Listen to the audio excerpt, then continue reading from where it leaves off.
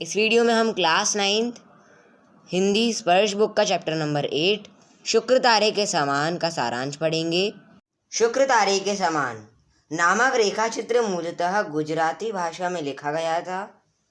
लेखक ने महात्मा गांधी जी के निजी सचिव महादेव भाई देसाई की बेजोड़ प्रतिभा व व्यस्त दिनचर्या का वर्णन किया है। पाठ का सार इस प्रकार है। लेखक ने महादेव भाई देसाई की तुलना शुक्र तारे से की है।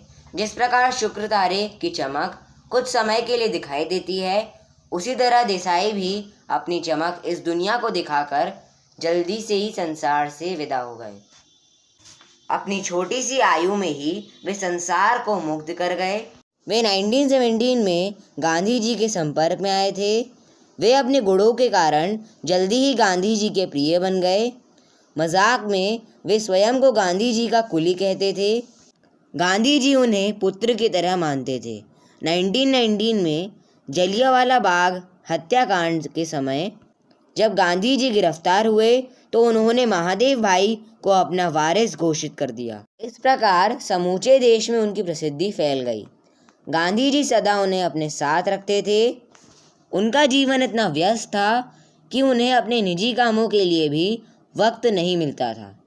सुबह से शाम तक मुलाकातों की समस्याओं को संक्षेप में लिखकर गांधी जी के सामने पेश करना और उनकी आमने सामने मुलाकात करवाना उनका प्रमुख काम था। उन्होंने गांधी जी के साथ पूरे देश का भ्रमण किया। महादेव उन यात्राओं का विवरण करते और प्रतिदिन की गतिविधियों का वर्णन लिखा, जो यंग इंडिया नामक साप्ताहिक पत्र में छपता था। अन्य समाचार पत्रों को देखना और पाठकों की प्रतिक्रियाओं का जवाब देना, हर सभा में गांधी जी के साथ रहना और विवरण लिखना, यह सब उनके जीवन का हिस्सा बन गया था।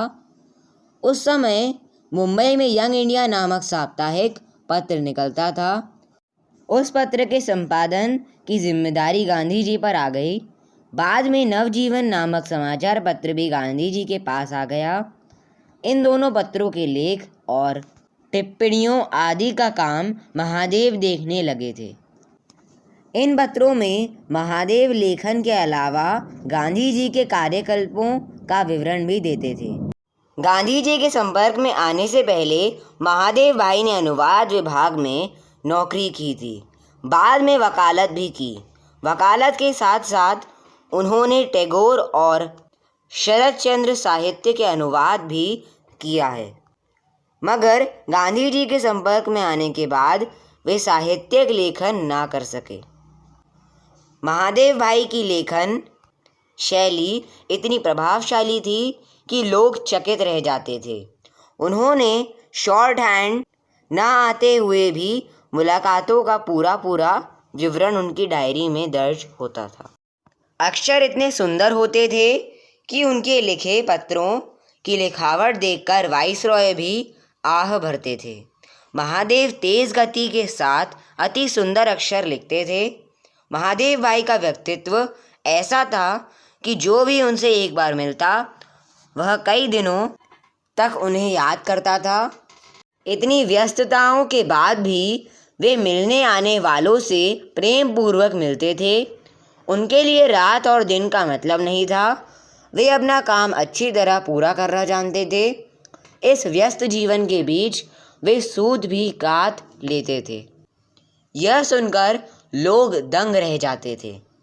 काम की व्यस्तता और मौसम के मार की वजह से महादेव भाई का शरीर जवाब दे देता था। असहनीय गर्मी में रोज़ाना 11 मील पैदल चलना और सुबह से शाम तक काम करना, यही उनकी अकाल मृत्यु का कारण बना।